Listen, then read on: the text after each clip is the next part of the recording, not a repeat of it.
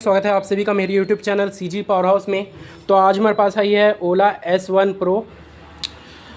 ये जो गाड़ी है इसकी जो बैटरी है ये डीप डिस्चार्ज हो गई है। तो इसके जो कस्टमर है उनको कॉल भी गई थी और मैसेज भी गया था, लेकिन उन्होंने इग्नोर कर दिए, जिसके कारण अब उनको ये प्रॉब्लम फेस करनी पड़ रही है।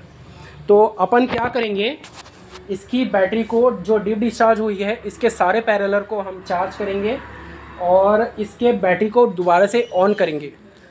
तो मिलते हैं किसी और वीडियो में, तब तक के लिए बाय बाय।